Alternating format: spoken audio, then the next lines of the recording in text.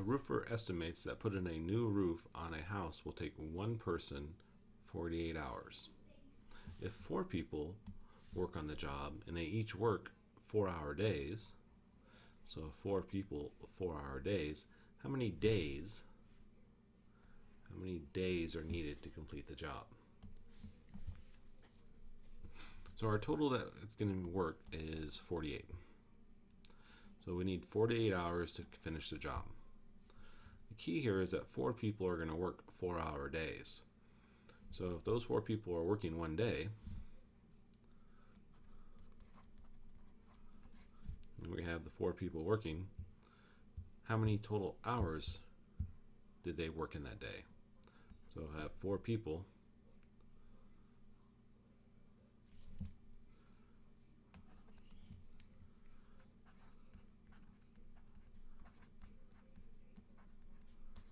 And they're working.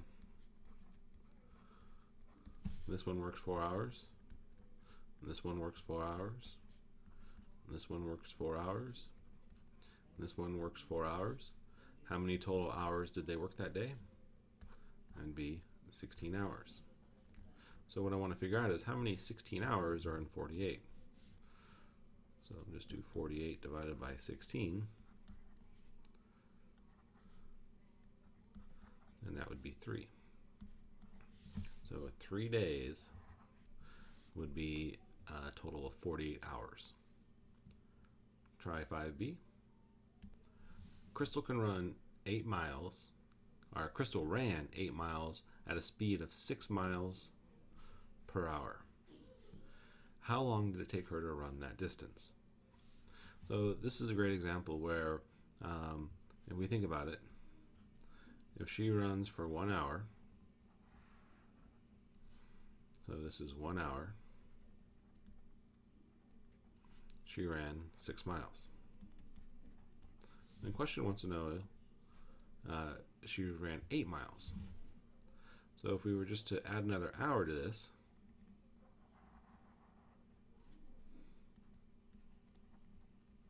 and another 6 miles, this and this would make a total of 12 miles. But we don't want 12, we want 8. So this tells us that it's less than 2 hours. And the reason that's important is because if you look at the answers, it's not D, not C, it has to be less than 2 hours, so it has to be A. So I didn't do any math, I just thought about the problem and I got the right answer. Now, typically you won't be able to eliminate all 3 answers. So it's always great to know how to do the math. And so the distance is equal to the rate times the time. So the distance that we're running here is 8 miles. The rate is 6 miles per hour, and so we just need to find the time. So we set up our equation, divide by 6. And so 8 over 6 it can be reduced to 4/3. And we can write that as a proper fraction now, our mixed number. 3 goes in there once, and there's 1 left over, 1 1/3. So A is 1 1/3. All right, so here we have the largest possible circle is to be cut from a 20-foot square board. What will the approximate area in square feet of the remaining board, or the shaded region, be? So we have this square, and so since it's square, we know that this side is also 20 feet. And notice that they tell us the formula for the area of a circle, and they also remind us that pi is 3.14. One of the nice words they use is approximate.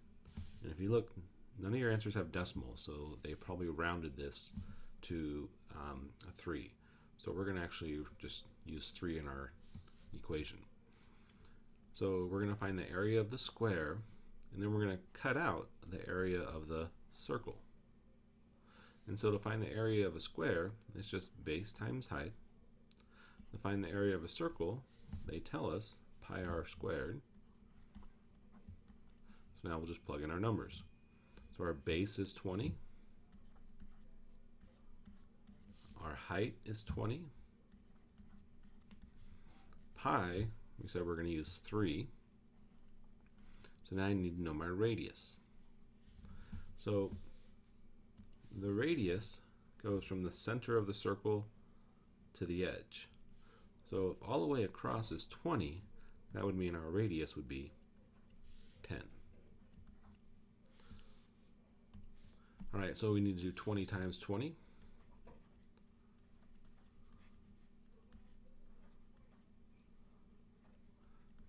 Which is 400. So we have 400 minus 3, and 10 squared means 10 times 10, so that's 100. And so we have 400 minus 300, which would be 100. So the best answer here is 100. All right, AA, what is the volume of the box shown below in cubic inches? So we want to make sure that all the measurements are in inches, and they are. And so this is another formula that you have to have memorized. The volume of a rectangular prism or a box is the length times width times height. So what's nice about this problem is it doesn't really matter what numbers you plug in because we're going to be multiplying. But here we have our length of 16, our width of 3, and our height of 5. And so we're just going to multiply those together. So I'm going to multiply the 3 and 5 first.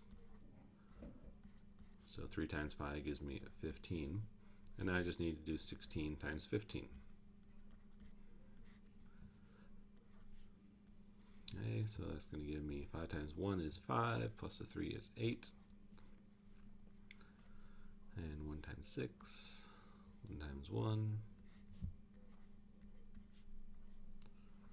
240. So the correct answer is C.